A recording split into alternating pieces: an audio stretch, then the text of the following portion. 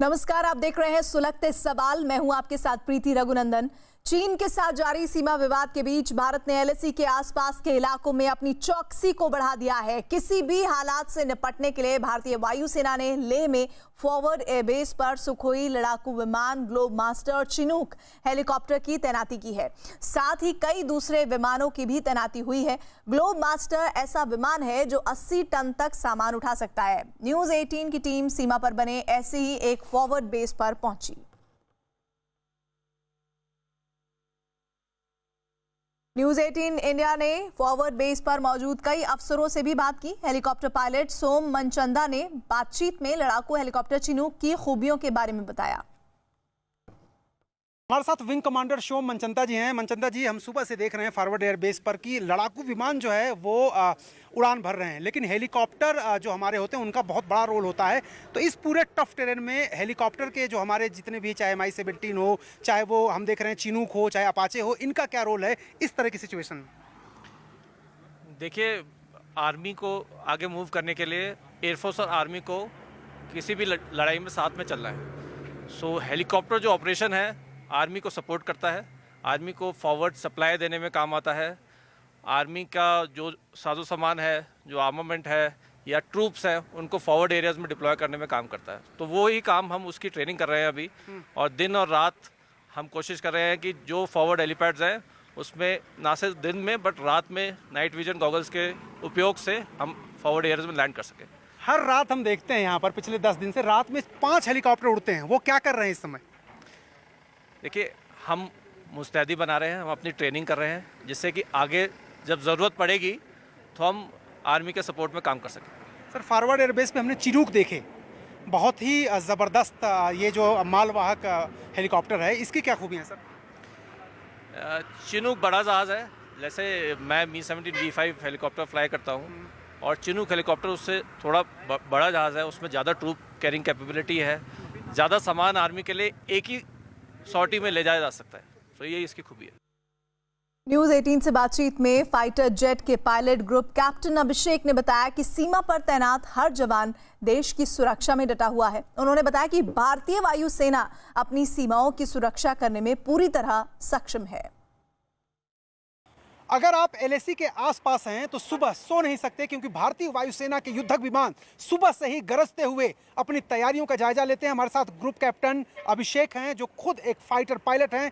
अभिषेक जी, सुबह सुबह लोगों की नींद हराम कर देते हैं आप, लेकिन साथ ही साथ दुश्मन की भी नींद हराम कर देते हैं। यही काम है हमारा, और बड़ी खुशी हुई सुन के कि हमारी वजह से आप सुबह जल्दी उठ रहे हैं। तो ये सर, मैं आपसे पूछना चाह रहा था कि हमने देखी कि सुखोई 30, MiG-29, ये सारे एयरक्राफ्ट हमारे हवा में हमेशा गश्ती लगा रहे हैं। कितने तैयार हैं हम दुश्मन पर हमला करने के लिए? देखिए, जहाँ तक कि भारतीय वायुसेना का सवाल है, हम लोग किसी भी समय में, किसी भी कंटिजेंसी में पूरी तरह से तैयार रहते हैं। हमारी ट्रेनिंग, हमारे एयरक्राफ्ट की कैपेबिलिटीज ऐसी हैं कि कम से कम समय में हम किसी भी कंटिजेंसी को रिस्पॉन्ड कर सकें, और हम पूरी तरह से तैयार हैं।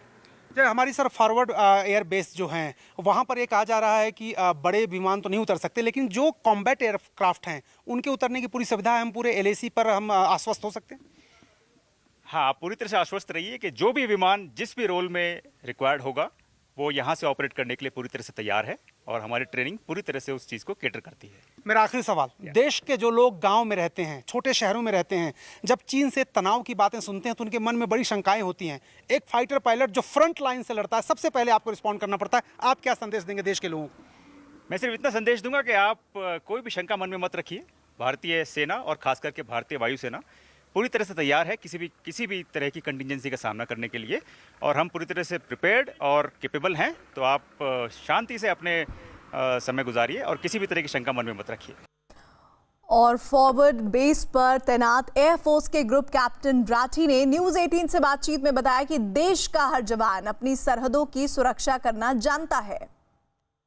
भारत चीन सीमा पर तनाव के बीच फॉरवर्ड एयरबेस पर भारतीय वायुसेना ने अपनी पूरी तैयारी मुकम्मल कर ली है। हमारे साथ ग्रुप कैप्टन राठी जी हैं। राठी जी, इस वक्त जब हम बात कर रहे हैं, भारतीय वायुसेना का आत्मविश्वास कहाँ है? भारतीय वायुसेना संचालन के लिए पूरी तरह से तैयार है। वायु शक्ति युद्ध लड़ने के लिए एक बहुत ही महत्वपूर्ण पहलू है। वायु शक्ति इस क्षेत्र में बहुत महत्वपूर्ण भूमिका भी निभाएगी। हमारे पास चुनौतियों से लड़ने के लिए सभी संसाधन मौजूद हैं। भारतीय वायुसेना सभी ऑपरेशनल कार्यों करने के लिए सभी पहलुओं के लिए तैयार है। जो टफ टेरेन इतना देख रहे हैं, इसमें भारतीय वायुसेना की जो भूमिका है वो क्या देखते हैं आप, क्योंकि फॉरवर्ड एयर बेस पे हम लोग हैं इस वक्त यहाँ। यह बेस इस क्षेत्र में हवाई संचालन के लिए बेहद महत्वपूर्ण है। हम पूरी तरह से सभी गतिविधियों के लिए तैयार हैं, जो भी युद्ध और समर्थन भूमिकाओं के लिए आवश्यक है। अच्छा, एक सवाल और भी मैं पूछना चाहूँगा कि जो आपके वायु सैनिक हैं, जो और अधिकारी हैं, उनका मूड कैसा है, क्योंकि ये टेरेन बहुत मुश्किल है, यहाँ पर रहना ही इतना मुश्किल होता है, सांस लेना। आप लोग तो एयरक्राफ्ट फ्लाई करते हैं और वो भी फाइटर। इस बेस पर और पूरी भारतीय वायुसेना में हर हवाई वायु योद्धा पूरी तरह से प्रशिक्षित है और सभी चुनौतियों का सामना करने के लिए तैयार है। और सबसे बड़ी बात यह है कि लेह लद्दाख की दुर्गम पहाड़ियों पर भारतीय सेना अगर किसी पर सबसे ज्यादा भरोसा करती है तो वह है लद्दाख स्काउट्स। भारतीय सेना के इस सबसे खास अंग के बारे में पूरे इलाके में एक ही बात सबकी जुबान पर सुनाई देती है, वो है पीएलए यानी चीन की सेना अगर किसी से सबसे ज्यादा डरती है तो वो है लद्दाख स्काउट। इस इलाके में ऑक्सीजन की कमी के बावजूद ये शूरवीर पहाड़ों पर हिरण की तरह चढ़ते हैं। इनका निशाना अचूक होता है। भारतीय सेना ने एलएसी पर चीन को सबक सिखाने और उनकी हरकतों पर लगाम कसने के लिए लद्दाख स्काउट की स्थापना की थी। न्यूज़ 18 की टीम लद्दाख स्काउट के ट्रेनिंग सेंटर में पहुंची, जहां देश के रखवाले दुश्मन को मिट्टी में मिला देने की तैयारी करते नजर आए।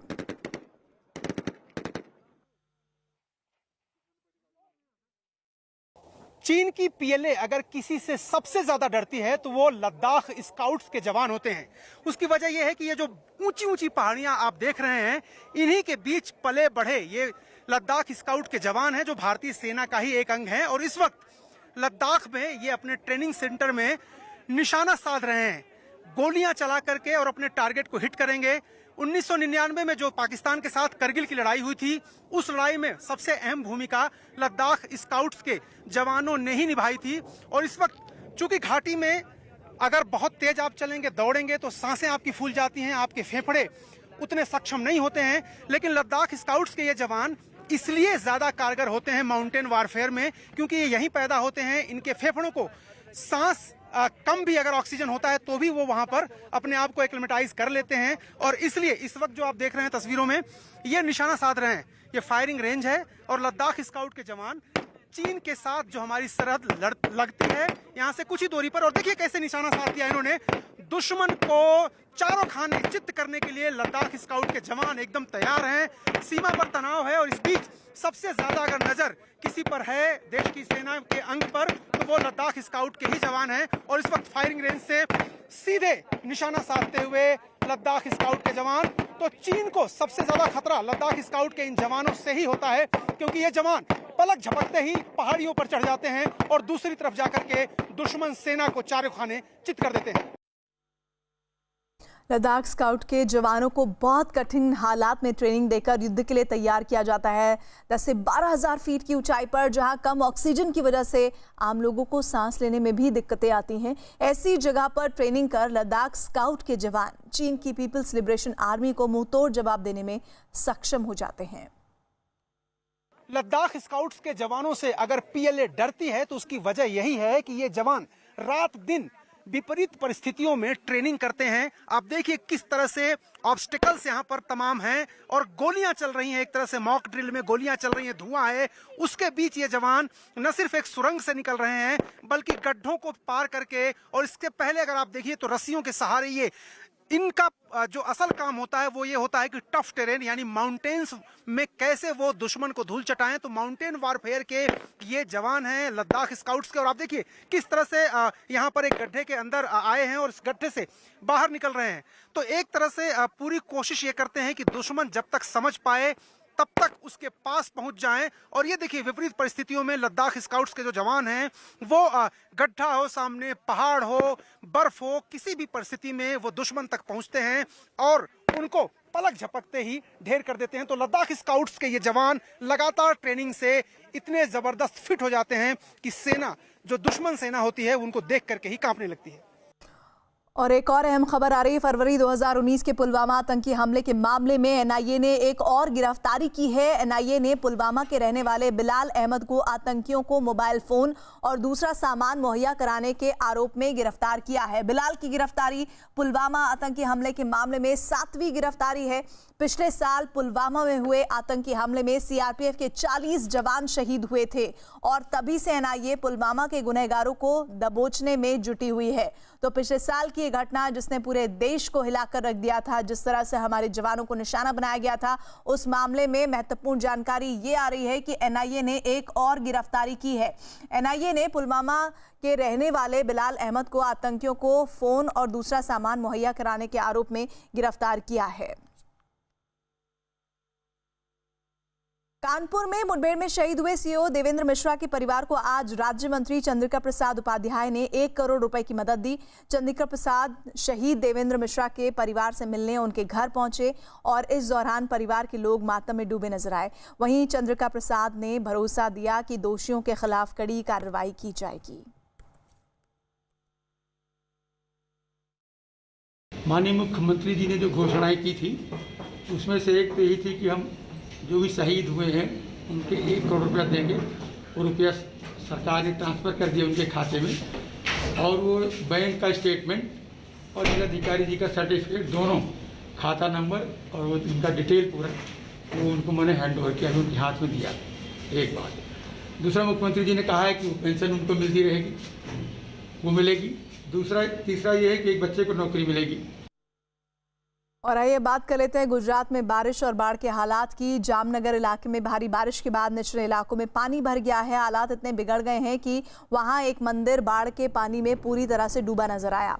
यहां तक नजर जा रही थी, वहां सिर्फ पानी ही पानी दिख रहा था। पानी में डूबे मंदिर को देखकर ऐसा लगा कि मानो वहां कोई नदी तेज बहाव में बह रही हो। तो ये तस्वीरें बिल्कुल ये एहसास नहीं होने दे रही थी कि ये मंदिर किसी समतल ज़मीन पर बना हो। ऐसा लग रहा था कि पानी के भीतर बना मंदिर है, लेकिन सच्चाई तो ये है कि पानी ने इतना ख़राब हाल कर दिया है वहाँ जामनगर में कि मंदिर के सिर्फ गुंबद ही नज़र आ रहे हैं। और ये वो मंदिर है जिसके पास में ही एक नदी है और वो नदी उफान मार रही थी, अपने खतरे के निशान से ऊपर बह रही थी और नतीजा ये कि आसपास के इलाके में ये पानी भर गया।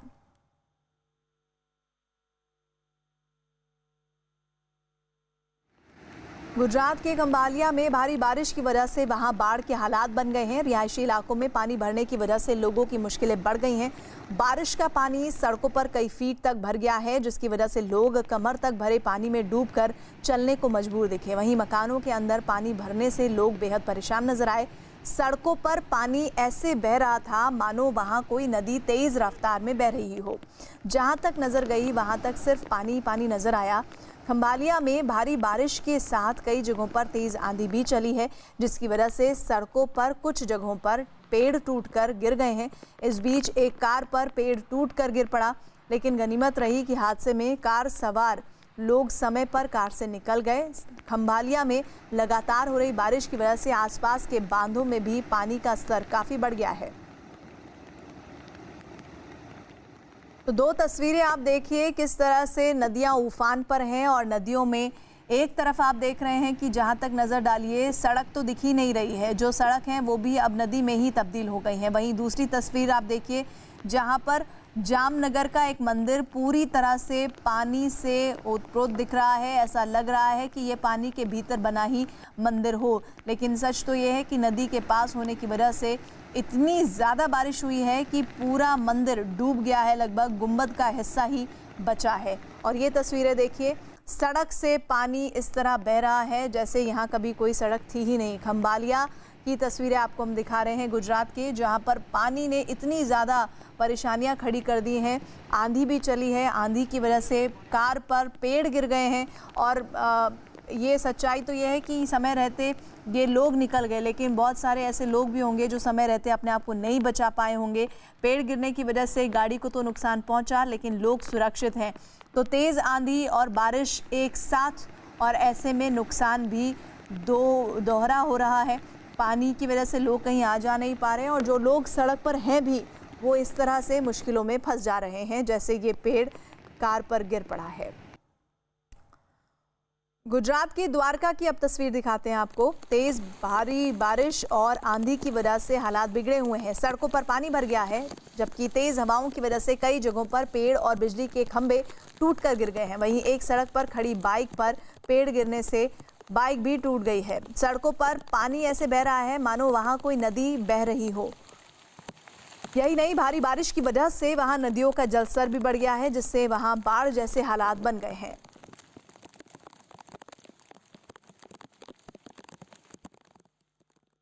गुजरात के जामनगर में लगातार भारी बारिश की वजह से वहां नदियां उफान पर आ गई हैं, जिसकी वजह से वहां कई इलाकों में पानी भर गया है। हालात इस कदर बिगड़ गए हैं कि जहां तक नजर गई वहां तक सिर्फ पानी पानी नजर आया। इस दौरान कुछ लोग कमर तक भरे पानी में डूबकर रास्ता पार करने को मजबूर हैं।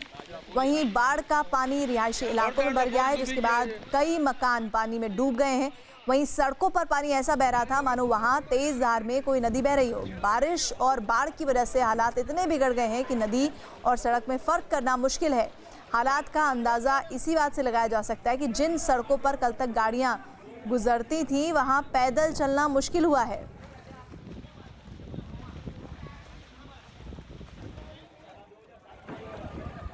गुजरात के जामनगर में बाढ़ में फंसे 2 लोगों को एनडीआरएफ की टीम ने बचा लिया है।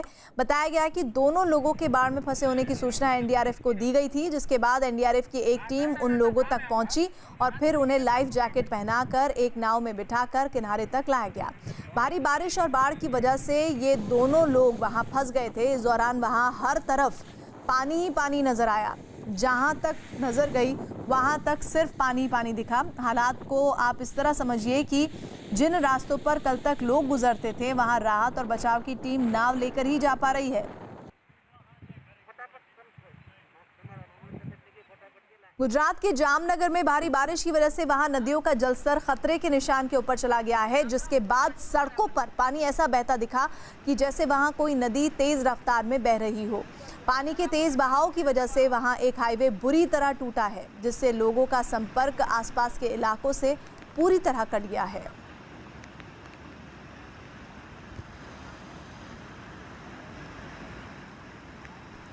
गुजरात के राजकोट में भारी बारिश की वजह से वहां कई मवेशी पानी के तेज बहाव में फंस गए। वहां सड़कों पर पानी ऐसा बह रहा था मानो कोई नदी तेज रफ्तार में बह रही हो।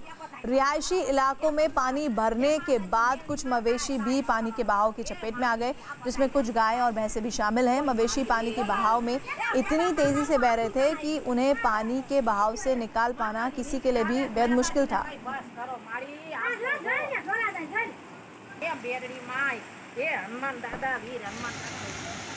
गुजरात के कच्छ में भारी बारिश की वजह से वहां नदियों का जलस्तर बढ़ रहा है। हालात का अंदाजा इस बात से लगाइए कि वहां बनी एक सड़क पानी के तेज बहाव में बह गई, जिससे आसपास के इलाकों का संपर्क कट गया। पानी का बहाव इतना तेज था कि रास्ते को पार कर पाना किसी के लिए भी आसान नहीं था। इस दौरान सड़क के एक किनारे कुछ लोग खड़े दिखाई दिए, लेकिन किसी की भी हिम्मत इतनी नहीं थी कि तेज बहाव में रास्ते को पार कर पाए। हालात इस कदर बिगड़ गए कि जहां तक नजर गई वहां तक सिर्फ पानी दिखा।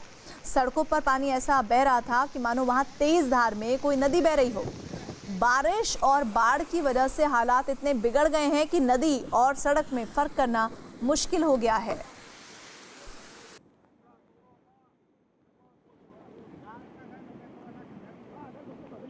तो गुजरात के कच्छ की आप तस्वीरें देखिए कि लोग लगातार पानी के बहाव में सड़क जिस तरह से बह गई, उसके बाद एक छोर से दूसरे छोर बस खड़े खड़े देख रहे हैं, क्योंकि किसी की इतनी हिम्मत नहीं है कि इस बहते पानी के बीच वो वहां जा पाए।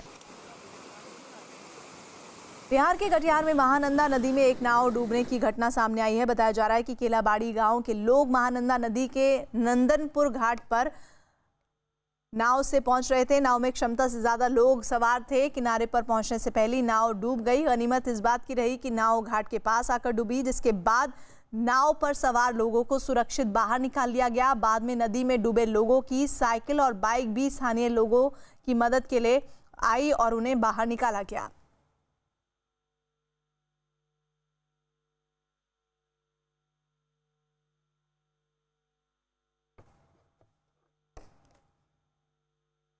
मध्य प्रदेश के शाहजहांपुर में पिछले 24 घंटे में हुई 11 इंच बारिश की वजह से वहां पिछले इलाकों में जो निचले इलाके हैं वहाँ पानी भर गया है। हालात इतने बिगड़ गए हैं कि रिहायशी इलाकों में भी पानी की चपेट में वो इलाके आ गए हैं। परेशानियां लोगों की बढ़ गई है। बारिश का पानी लोगों के मकानों में भर गया है, जबकि सड़कों पर लोग कमर तक भरे पानी में डूबकर चलते मजबूर दिखे।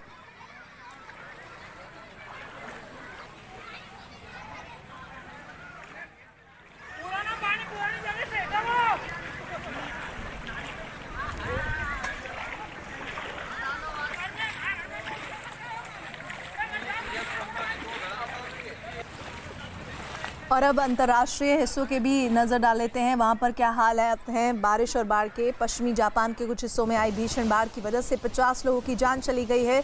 जापान के हितोयोशी इलाके में शनिवार सुबह से वहां भारी बारिश शुरू हो गई थी, जिसकी वजह से नदियों का जलस्तर बढ़ गया, जिसके बाद नदियों के किनारे के इलाके और निचले इलाकों में बाढ़ जैसे हालात बन गए। हालात को देखते हुए लोगों से सुरक्षित जगहों पर जाने की अपील की गई है। वहीं एक पुल के ऊपर भी काफ़ी पानी तेज था और दिखाई नहीं दे रहा था वो पुल, इतना हाल ख़राब हो गया था वहाँ पर। जबकि सड़कों पर भी पानी ऐसा बह रहा था कि मानो वहाँ कोई नदी बह रही हो।